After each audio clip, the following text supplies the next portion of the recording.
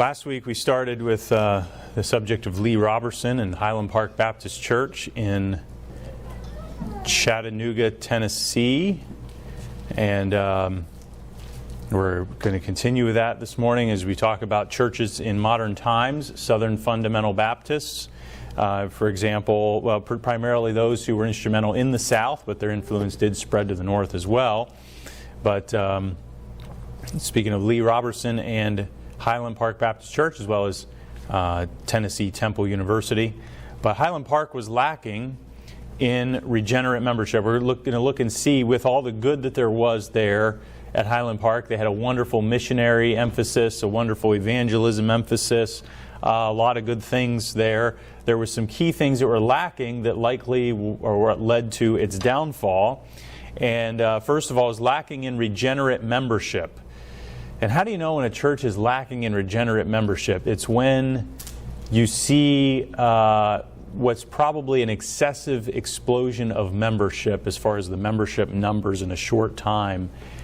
There's no way that there is proper, in most cases, a proper vetting of the prospective members and making sure there's a credible testimony of faith. And as we saw last week, they would be very quick to just pronounce people, all right, you pray, you get saved, we're going to be baptized, you got to get baptized, and now we're going to add you to the church, without really being careful about it. And Robertson required someone to be saved and baptized, have there be a profession of faith and a baptism in every service. And so you're going to have, when they're baptizing them, they're adding them to the church, you're going to have a number of many false professions of faith. So when Robertson became the pastor in 1942, the membership was 1,000. When he retired in 1982, the membership was 63,000. 63,000 people, members of Highland Park Baptist Church. What's that? In how many years? Well, that was 40 years. But the number of people that were active was more like 1,500 to 2,000. So there's no way, number one, there's no way all of them were saved. And how many of them maybe were saved but never really truly active, involved. So we don't necessarily want to know and presume. But Acts 2:42 says that the people continued in the apostles' doctrine and in fellowship. That was a natural thing to do. That was just the thing to do. After a person got saved and baptized, they were added to the church. It says they continued steadfastly. That was the fruit of, they got saved, they got baptized. Why wouldn't they continue? But today there are people who, yeah, they want to be saved. They want to be, maybe some do want to get saved and maybe want to get baptized. But then there's lacking of the continuing steadfastly in doctrine and fellowship, and you have to wonder, well, how many of those are genuine professions of faith? They just get saved and they get baptized and then they disappear. Well, there's an indication there's not an understanding of what that all means for them in their life. And I had someone actually a few weeks ago, and they never did show up, and I know who this person is from outside the church. I knew who this person was when they called me. They didn't know who I was, but they said, yeah, I want my son, was it grandson, I guess. Yeah, I want him to be baptized. And I want a ceremony done for so and so to be his godmother, and they said, we'll even pay you to baptize him. I'm thinking, this is someone who doesn't understand what baptism is. And I just said, well, you come visit us for a service, and we can schedule a time to talk, and we can sit down and talk. I did say a little bit there on the phone about that we practice believers' baptism, and a person needs to trust Christ as their Savior, and have had to trust Christ, and this person claimed, and I guess it came from whatever Baptist this is, but somewhere in New York City, I think the Bronx or something, and so they had some sort of background, and they never did show up, but it told me there's not an understanding. If someone doesn't have an understanding, that's fine. I'm not going to berate them or be hard on them for that, but you do have to stick to making sure they do understand. There's not an excuse for them not understanding. It's a matter of, you might be gracious and understanding, like, okay, these people don't understand it properly. They don't have a proper grounding in the scriptures of it. But that doesn't mean you overlook that. That doesn't mean, oh, someone wants to be baptized. Great. Hey, come on in. We'll baptize you. Yeah. No, it means that I'm going to stick with the same things I always stick with, even if it means they, that didn't mean they didn't show up. I don't know why they didn't show up, but I don't think it was because of what I told her. It was just part of that's a test of people's commitment. How serious are you? How about you come to a service? Let's meet you. Let's schedule a time to talk, and then you find out how committed the person is. And but that's very important. Being careful in baptism and church membership. Yes. It just kind of blows my mind that this church was so big. And okay, so he wanted people baptized right away, but where were the other people that said, just wait a minute here? Oh, yeah. Let's slow down. Let's make sure that these people understand what they're doing. Where were they? I think the culture, and what we're going to find in the next one that we cover, and I'm hoping to get to a certain point today, a certain stopping point, is you're going to find that the culture was of unquestioning loyalty to whoever's in charge, to unquestioning loyalty to. Some kind of attitude it started. It took, that developed over years. It developed in the culture of the fundamental Baptists, and not all fundamental Baptists operate that way. There are many who don't, but there's a lot, especially a lot of the ones we're looking at from back in that era. That was a hallmark of the culture in fundamental Baptists. Like I said, that doesn't mean that's that way in every case anymore. And it wasn't that way in every case back then either. But in these particular circles, in these particular in this realm of influence, that's what it was. I don't have as much firsthand knowledge about Lee Robertson or what his church was like. Maybe you know better if that was the way it was. Or I definitely grew up in that culture. Well, you grew up in the college, but what about Lee Robertson specifically, Highland Park specifically? Well, because they did have connections with the Rice family. Oh. And there was a strong connection between Lee Robertson and John R. Rice. Oh, yeah. Also had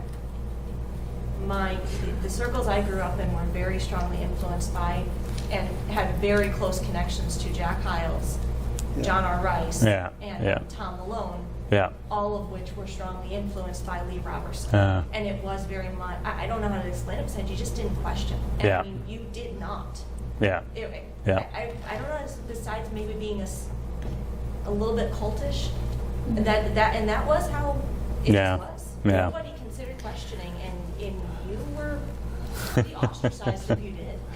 So, and that goes back to last week mentioned about, or maybe the week before, about the great men of God, using the term the great men of God, that you have these great men of God. These are the ones up here, and we look up to them, and these are the ones that, are, that was the culture. That was the culture, so. I can remember getting pulled into that. Yeah.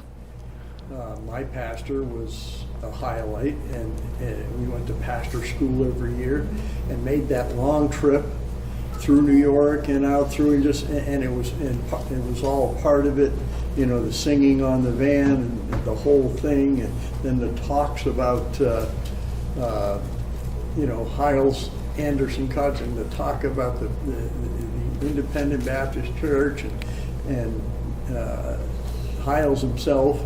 And when you got there and he came out, man, everybody was in awe, and it's easy to get caught up in all that, as to not thinking what's going on here, but thinking there's got to be a reason why he's held in such esteem.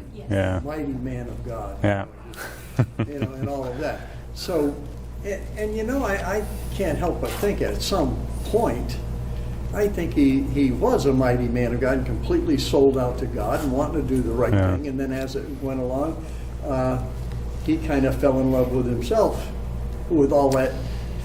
Well, you think about this with Jack Hyles and we're going to see this, we talked about him a little bit already, but he viewed John R. Rice as a major father figure. And so from a very early onset, now Jack Hyles' father left him at a young age, or he died at a young age, he left at a young age. And so Jack Hyles grew up without a father figure in his life for a lot of his growing up years. And then he turns to John R. Rice. And from an early time, there was a loyalty to man. Some of that could have been a good loyalty, that here's someone who had a good influence on Jack Hyles, who was there for him, who was somebody who Jack Hyles didn't have when he was growing up. So then what can happen is there can be an excess of now his focus is so much on man, his loyalty to man, that then there's an oversight and a blind spot there, and I think that's part of it. And then they do get lifted up in pride with the big numbers, and we're the great men of God. My mom went to to Hyles Anderson College for, I don't know if it was a semester or for a year, I think, somewhere around that time frame. And she would say, Jack Hyles would come into a room, all the girls would rally around Jack Hyles, and they would say, "That's my preacher." Oh, yeah. And that was the there's a lot of stuff. And there was also an old video from back years ago from Hyles Anderson College, where Hyles was having some fun. They were doing something with the college students there, and he was up on stage, and it was very bizarre. It was very bizarre. Hyles was up there acting like a woman, and it was very bizarre skit type of thing. And so you had, but that was the culture. The culture was you just didn't question the man of God. These are the men of God, and it's not wrong to use the term man of God. It's right to use it in the right context. In the Bible talks about the man of God, but that doesn't. It's not the same in the culture. In this culture, it got taken the wrong way, and Jack Hyles also was known. I don't know if this was during a pastor school, or if this was just during a service, but he had a glass of water up there, and he had a poison symbol on it, and he told one of his deacons, come up here and drink what's in here. And so what he was trying to do was make a point that they would do whatever he told them to do. So like I said, that was the culture. And we're not talking about Jack Hyles yet at this point, but it's the same type of culture. Now, Lee Robertson, I think, was a different personality than Jack Hyles, but still a lot of the same type of culture. And unfortunately, there are a lot of people who got disenfranchised with this type of culture. And I don't know if they could always put their finger on what was wrong with it, but there are many people who left the Independent Baptists and turned into more of this non-denominational evangelical stuff because they didn't like what they were seeing. And so they ended up rejecting a lot of that culture, and which in turn then ends up opening them up to many of the other wrong things that are in the evangelicalism and the non-denominational type of things. But it was because of this culture, many times it just didn't, many people just got disenfranchised with it. So anyway, let me keep moving because I want to cover all this stuff here if I can.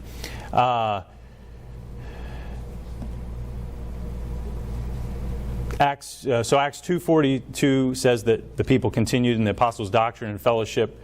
Members were received with no preparation. Some may not even known that they were becoming members.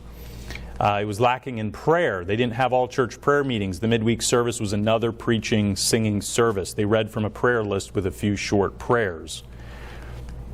It was, and for us here, my priority is on Wednesday nights. Yes, we do have time in the Word of God, but we do make sure we have time for prayer. And I'm not out here with the women as far as how it's done. Elizabeth said, "Oh yeah, our prayer time took us such and such amount of time, which was longer than normal." I said, "That's fine, that's okay." And oftentimes, depending how many men here, we take up almost the whole time with prayer for the men, depending on what week it is and who's here and who's praying.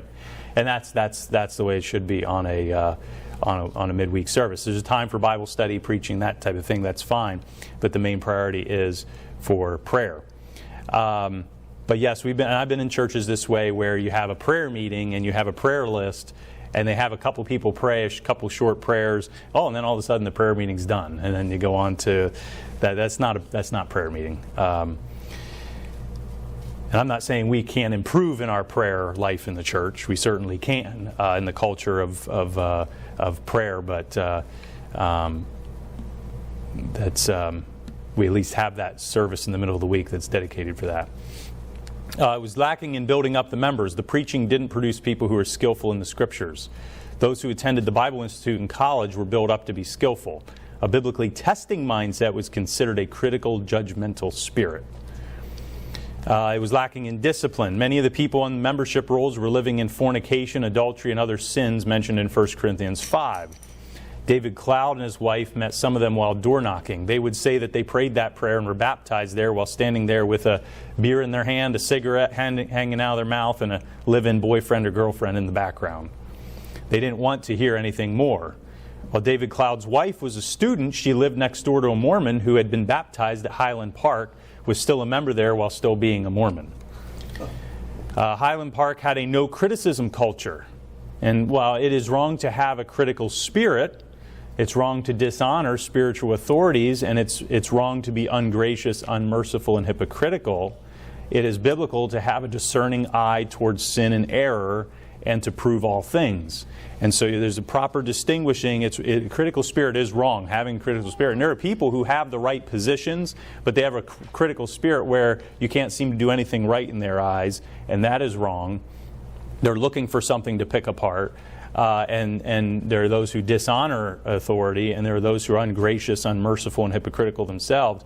But we should have a discerning eye towards sin and error. So like what Denise said, there have been somebody who saw that this was going on and said, hey, something doesn't seem right here with the members, being careful about baptizing and receiving members. Shouldn't we? And someone could bring that up in a gracious way, and hopefully you'd have a pastor or church leadership who would then at least listen and be responsive to that and think that through. But then if you also have a culture built up where you don't question the man of God, even if in the case where a pastor might be willing to listen to that, the culture's already there, so people then kind of get this hesitation of even bringing it up. So what kind of mindset and attitude and culture is built is very important. There is, and we already talked about this, but I have this in the notes here, there is a culture among fundamental Baptists that you don't criticize the man of God. Those who reproved Robertson for being soft on ecclesiastical separation were ignored. He didn't really care about people's opinions.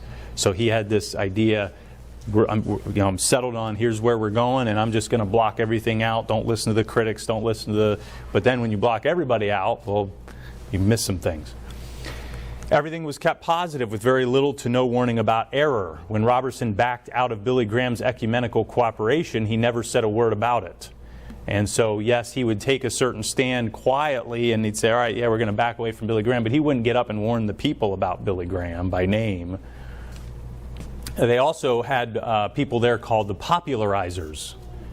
Somebody coined the term Popularizers.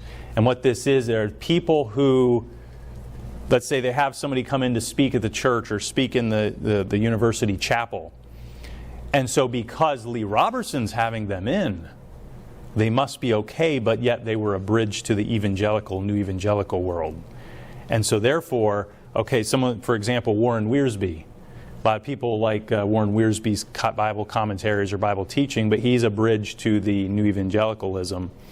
They were able to influence students. So if you have Warren Wiersbe coming in, but Warren Wiersbe then on the other side associates with this group of people, well, Warren Wiersbe associates with them, so it must be okay because Warren Wiersbe was at Tennessee Temple. So you see how that connection works. And so somebody called them the Popularizers. Someone can sound good and preach good messages, but still lead people the wrong way. The weakness in associations and softness about separation was one of the most prominent reasons for the spiritual downfall of Highland Park and Tennessee Temple. Robertson resigned as pastor in 1983 and continued to preach well into his 90s. He died in 2007 at age 97. Don Jennings and David Buller succeeded him. Jennings was there from 85 to 90. Buller was there from 91 to 2012. And Buller took the church back into the Southern Baptist Convention without a formal vote.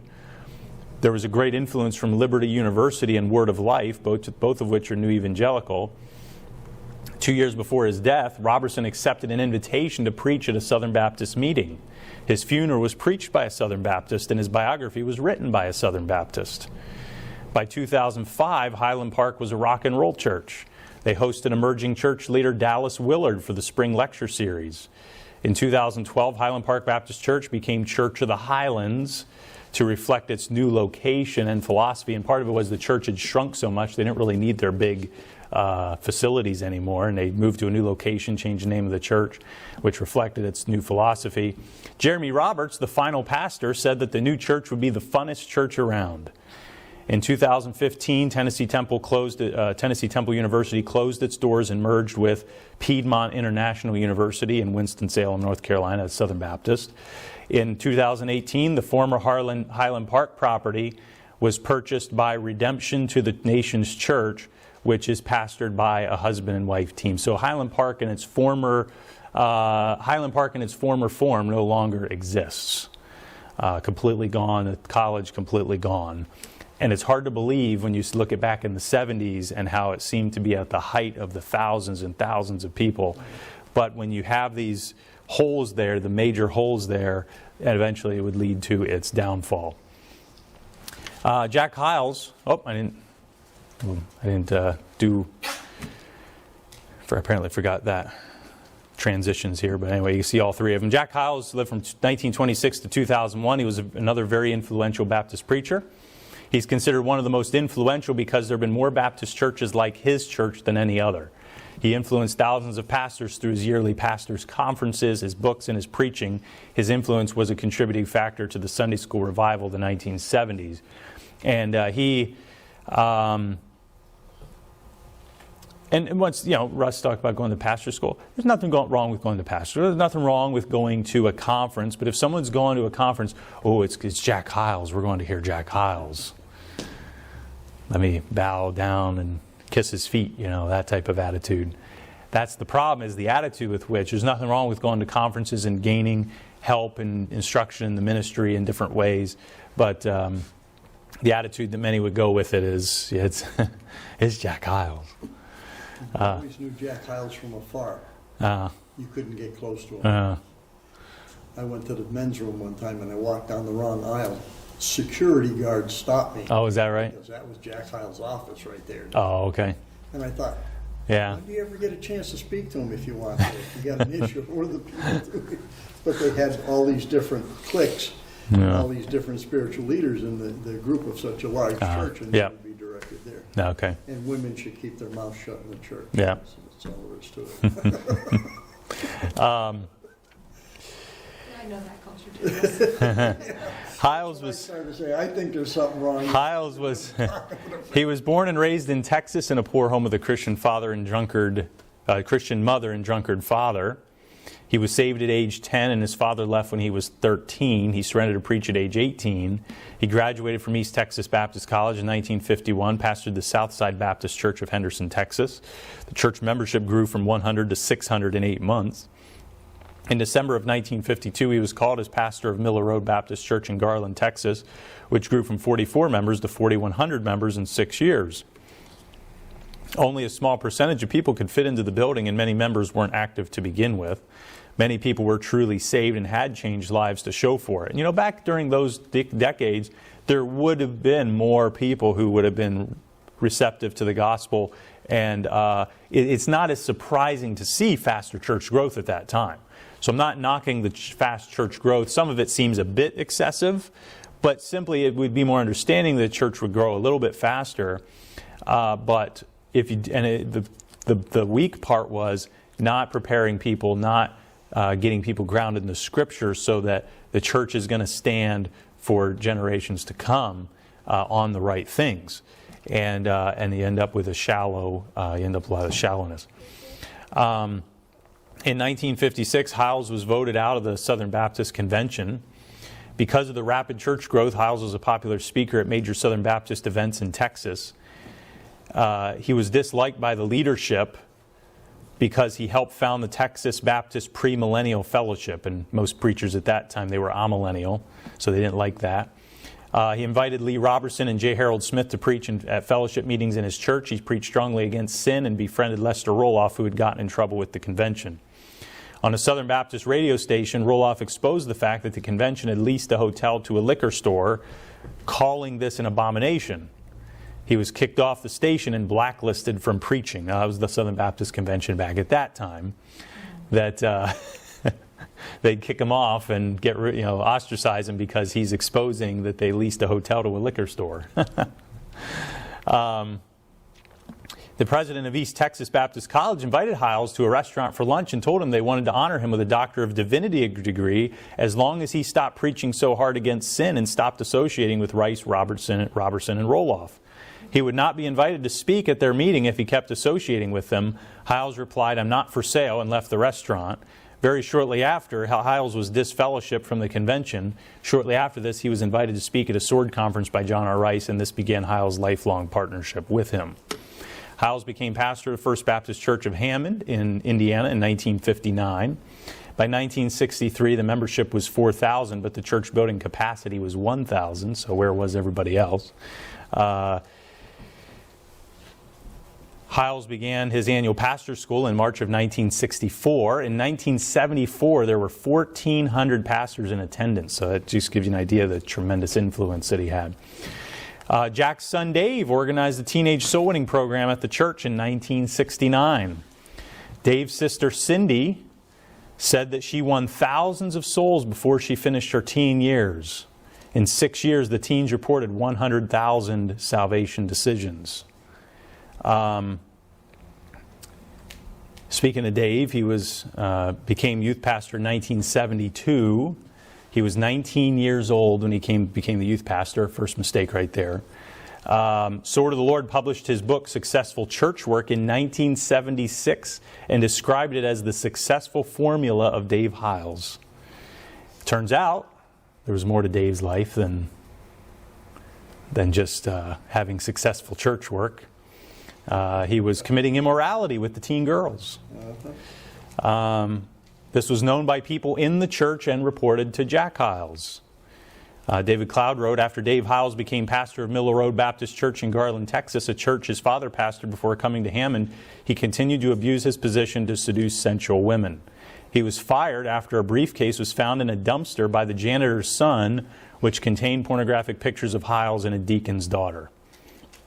But that's what happens in this same culture. They have a tendency to cover stuff up, and then they shuttle people out to other churches and ministries.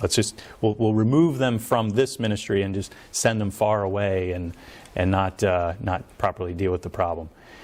He was involved with at least 19 different women. These facts were confirmed by men such as Robert Sumner, George Godfrey, Roger Vogelin, and he's Roger Vogelin from Fairhaven in Indiana, Fairhaven Baptist College, and David Coleman. Later, Dave was kicked out of Berean Baptist Church of Orange Park, Florida for immorality.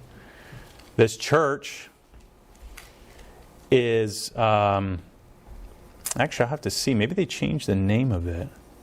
So I thought he was a pastor of Emmanuel. I'll have to look into that. This church is pastored by Hyles fan Tom Neal. So I don't know if it's called Berean anymore. I thought he's pastor of Emmanuel.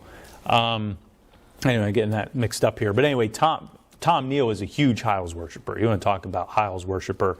And Tom's son Greg, who is now the pastor, was investigated in 2011 for videotaping women getting dressed in his office in 2001. He was never prosecuted because the statute of limitations had expired. Greg Neal, later as the pastor, hired Cameron Giovanelli, who was the president of Golden State Baptist College until news became public that he had abused a teenage girl while he was pastor of a church in Maryland.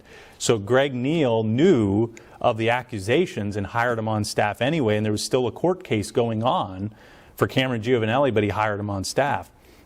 The pastor who exposed, the pastor in Maryland of that church in Dundalk, Maryland, who exposed the whole thing after the woman made this news public. His name is Stacy Shiflett. He tried to warn Greg Neal, like, don't hire this guy. This guy's probably going to prison. And he hired him. And he ended up, yes, he pleaded guilty and did go to prison for a time. I don't know if he's still there. I forget. I'm not sure. This was only a couple of years ago, actually. That this happened. But the point is that whole culture has run rampant in the Heils culture. It's not in every independent. Some people, oh yeah, those fundamental Baptists, they like to cover up all this. No, and it's not to say it can happen in any church as far as any circle, like any sphere of influence, but in the Hyles culture, that's what when people are saying about, oh, there's so much of it among fundamental Baptists, most of you trace it back, it goes back to the Hyles culture. Most of these people have had connections there. And I won't even get into the accusations about Jack Hyles himself. There were accusations about him with his secretary and various things. So, we won't even get into that. Suffice it to say, though, well, let's keep going here. Hyles Anderson College was founded in 1972. Russell Anderson helped. Oh, by the way, Cameron Giovanelli made a blistering statement against the woman who accused him. Just basically, and she's suing him for defamation because he just was blistering against her. But yet, turns out, and this pastor in Maryland was very careful to try to corroborate what was going on as far as with other people in the church at that time, and he did his own investigation, and then he did end up pleading guilty. So it's but that was the initial response. Let's do character assassination. Let's blast this person who's accusing, and but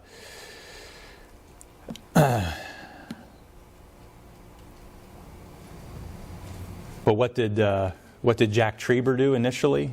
He's the pastor out there at what's Golden State Baptist College. What's the name of the church? I don't remember the name of the church, out in Santa Clara, I believe. And he comes from that same circle, And boy, we feel so bad for Cameron, as far as what's going on here. Very sympathetic toward him with his initial statement. It wasn't a good look. Let's just put it that way. The way he initially addressed the situation. But now, what happened behind the scenes beyond that, I cannot say. Russell Anderson, who had a background, he was from West Virginia, and he made a lot of money from the coal business back in the day. He helped finance the college, and Wendell Evans was the first president. The soul-winning practices of the church were also done in the college. Same thing. Jack Hyles died in 2001 and was succeeded by his son-in-law, Jack Scop. Scop was a gifted preacher. My opinion about him is he's a gifted preacher and very interesting to listen to. That was me personally. But he was a very prideful man, and he was arrested in 2012 for a relationship with a teenage girl, which included crossing state lines. So this is Jack Hyles' son-in-law. He was married to Cindy, Hyles' daughter. He was sentenced to 12 years in prison in 2013, and his wife Cindy divorced him in 2014. So he's got a few more years left to get out of prison, and he'll be under supervision for, I think, like 10 years after that, or I'm not sure. But I think he got a big, his big hit too was going across state lines. That also adds to adds to the offenses. And that all came out because his phone, somebody picked up his phone from off the pulpit or something to that effect, and they saw a bunch of text messages on his phone, and that's how it got dealt with. That's how it came out. And I was it kind of, because of our connections with that culture and everything, it kind of floored me at the time, like, wow, boom. But at the same time, I was convinced that the Lord let that happen. Like, basically, He wasn't going to let this stuff go on any longer in the church. And your sin will find yeah. John Wilkerson became the pastor of First Baptist Church in 2013. He's a Hyles graduate who previously pastored a church in Long Beach, California. He appears to have a good reputation in family life. And given the history of the church and the situation that it was in, he was probably a good choice. I thought he's not the same kind of personality, this charismatic personality of Hyles and Scop. They were more kind of high on themselves, where Wilkerson seems like he's a bit more down-to-earth type of a person. But still coming from that culture, that was probably still what they needed at the time of not having a complete 100% outsider come in. Even maybe that would have been ideal. But for the continuity of the ministry, hopefully taken in a good direction. So he would be very familiar with the church and its culture. As a matter of fact, I saw, when I was doing some research and looking some things up here for this lesson, I saw that back in the fall, Paul Chapman was preached on a Sunday morning there.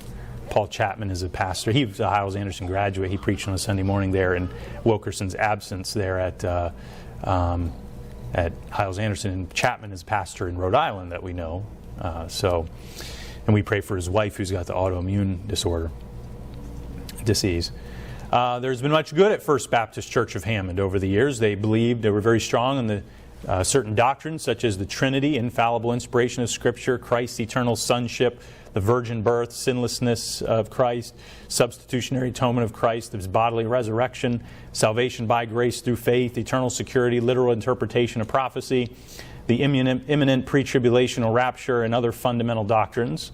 There was also a rejection of theological liberalisms, the social gospel, cults, communism, Catholicism, charismaticism, ecumenism, and new evangelicalism.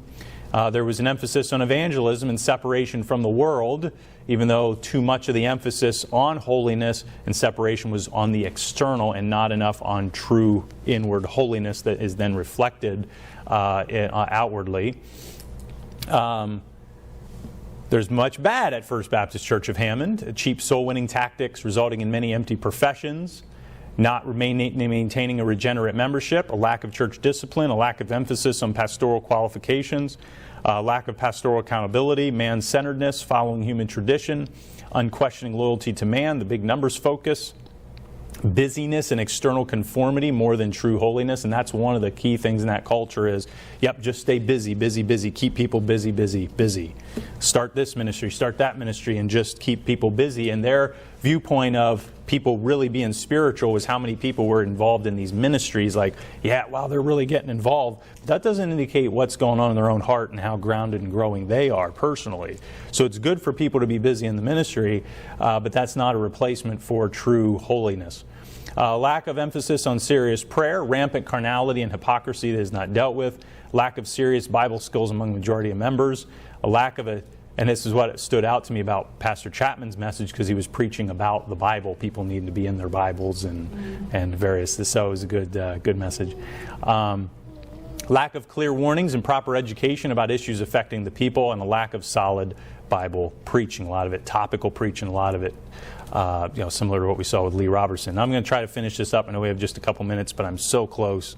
We're so close here. Lancaster Baptist Church. We're moving on from Hiles.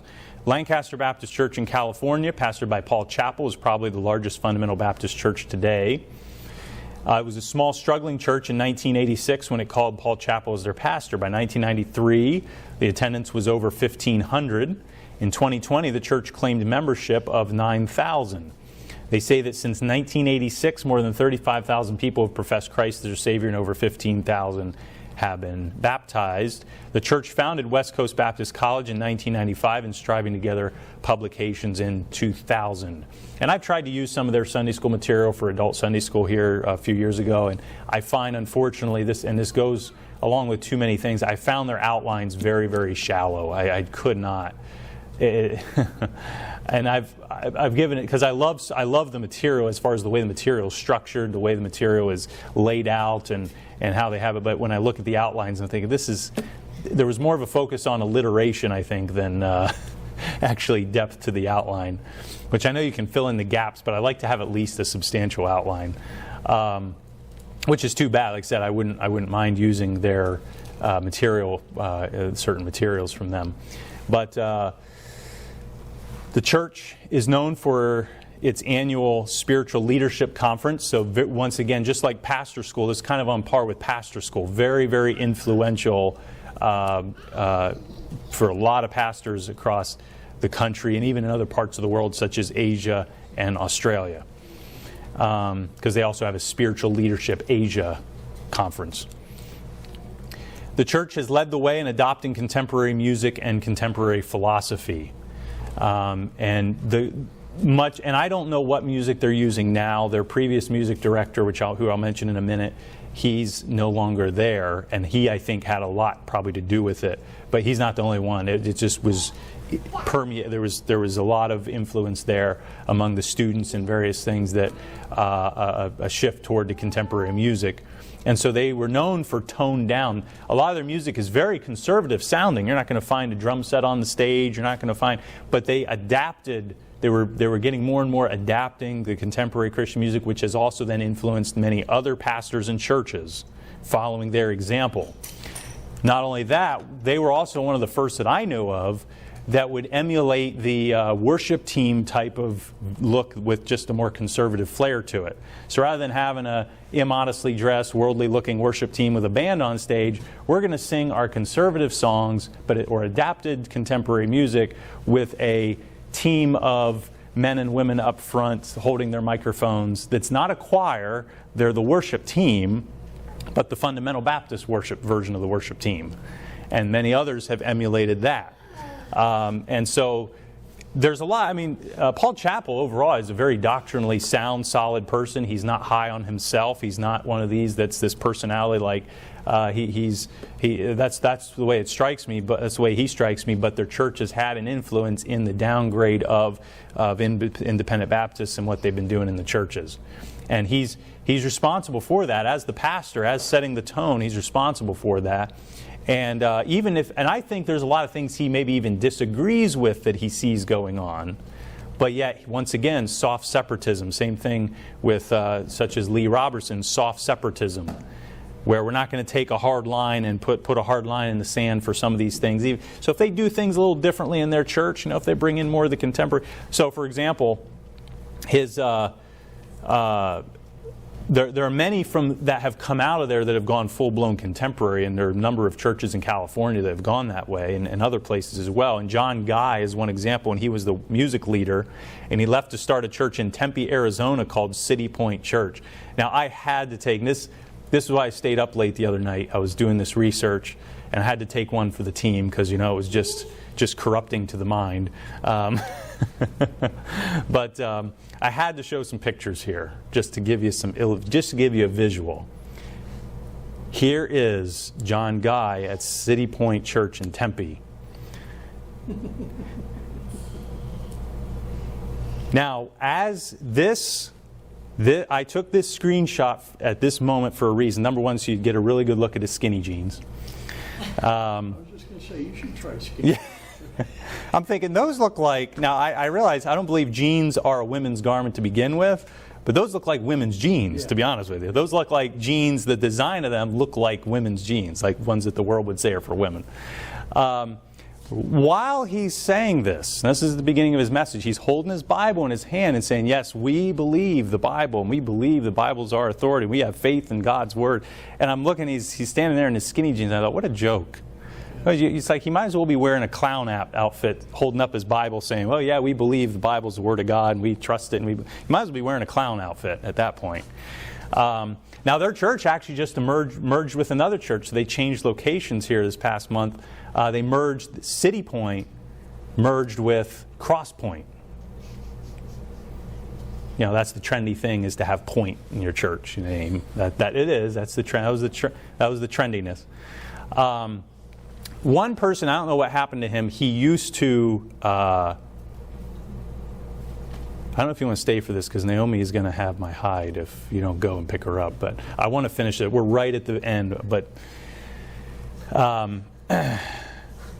one of the big staff members who's been on staff for years at Lancaster, his son helped him start this church. Full-blown contemporary. A guy who I'm sure knows better. The staff member at Lancaster, I'm sure he knows better. He wouldn't go for that kind of music, but yet his own son, he goes out and he's... But I remember Paul Chappell writing an article with John Guy going and starting this church, and basically all he said was, yes, I know that they'll probably do some things different than we do them. That's all he said. That's all. They'll do some things differently, but such and blah blah blah. Can't be too critical. Can't be warning about it. When in reality, John Guy, with him bringing in that contemporary, I don't know if he's not the only one who brought in the contemporary, but when he was the music director, that's when they took a really hard turn, I think it seemed like. And now they're literally just full-blown contemporary. So another one that I want to finish with is, his name is Kerry Schmidt, I think he was the youth pastor there at Lancaster, I want to say.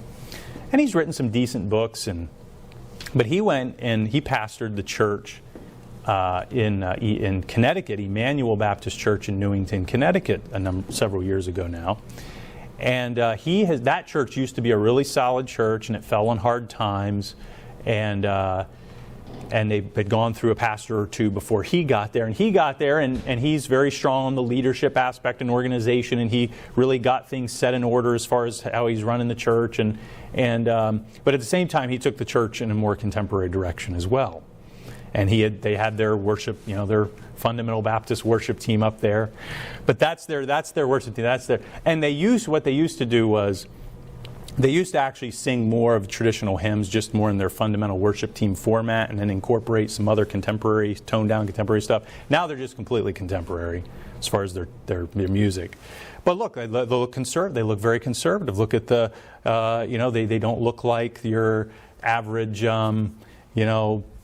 worldly, dark stage and everything. I mean, and that church has been built back up, and it's been growing. But once again, at what cost, really long term, with the shallowness of it, and that's why I said I took one for the team, because after a couple days later, I still couldn't get one of the songs out of my head that they were singing. But so here's a couple other members of their team there. And then here is the pastor's son, Kerry Schmidt's son, Lance. He's clapping along. Who can stand against this if our God is for us? And that's the nature of that kind of music is, God is just for us all, is unlimited, boundless grace, and it's just a loose, licentious type of thing where God's just completely for everybody, and that's not a solid doctrinal message to give. Now, the Bible does say, if God be for us, who can be against us? But you'd have to probably look back at that context of that verse and not just paint it with a broad brush. God's just for everybody. Oh, yes. But that's the type of music that they have here. And so Lance Schmidt, has been instrumental in taking that church down the line. And by the way, but does Kerry Schmidt care? No. We did stop in there for a service at one point, and the special music was an adapted CCM song that I remember from years ago. The worship team was up there. The worship team was up there. They were still singing some mostly traditional hymns at that point. But it looks ridiculous to try to mix the two. And I just couldn't get out of there fast enough. You knew that. I was trying to go out the different way instead of going past the pastor. But picked the wrong door. He was there. Anyway, shook his hand and moved on. Maybe, and probably given the opportunity again in these days, I would probably do it a little differently. Maybe I'd have a little chat with him, But at that time, it was I just wanted to get out of here. I wanted to get out of here. You were bolted out of a church. Well, here's the thing. I tried to give Lancaster a chance. I tried to give Kerry Schmidt a chance. When we were in California over Christmas time, I made a point. I said, all right, I kind of had already knew what was going on there with their adaptation of the music. And so I just want to give them a chance. Let's go to a service firsthand and see how it is. We go there on a Sunday night, and it was like, I don't know if it was after Christmas or right before Christmas, or at what point. It was right around Christmas, and I looked at their website, and it said, okay, here's our services. Here's our Christmas Eve service. Here's our Sunday morning here. So come Sunday morning. Nowhere did they say they weren't having regular service on Sunday night. Now, it was omitted from their schedule, but it didn't say we're not having our regular scheduled service. So we show up expecting a service, and no, they're having little small group gatherings that we weren't really invited to be a part of, like Sunday school gatherings or whatever it was. So here's somebody who can take you on a tour of the grounds. That's what we did. We went on a tour of the grounds, and there was another couple there, another young couple that was there. They were expecting to be there for a service, and so we got a tour of the grounds, and that was it. So it didn't help my perspective. And if they want to change their schedule, that's fine. But then we go to this church, the Emmanuel, and they said, we went into the Sunday school, and next Sunday we're not having Sunday school, and next Sunday we're not having, and we get into the service, next Sunday we're not having an evening service because, we're going to have a we're having a fellowship Sunday, or bring a friend. I forget. Bring a friend Sunday. Bring a friend Sunday. So let's just focus all on the morning service. Let's bring a friend in here, but we're not going to have Sunday school. We're not going to have Sunday evening service next week. And so I'm seeing the same thing I saw back then of I just wanted to get out of there. Just wanted to get out of there. Anyway, but if you were to listen, now, by the way, I will say, compared to some churches, they do a pretty good job as far as just their talent and their skill, their singing. I thought, well, they actually sound really good if they sang decent music. They do very well. They played decent music. But here's what happens. It might sound good and more conservative, but it opens you up to opens up the door to more things than that. And so you could listen to them sing that song, and you might go online and say, boy, I want to search for this song. This sounds like such a great song. Well, here's what you're going to find. Here's who you're going to find singing this song. That's the true version of that song, which is a complete Christian rock, worship type song. That's what you'll find. And it's an Australian church that does this. And they say they're Anglican. They're actually an Anglican church. They've got their traditional service at 8 o'clock, and then they've got their regular contemporary service later.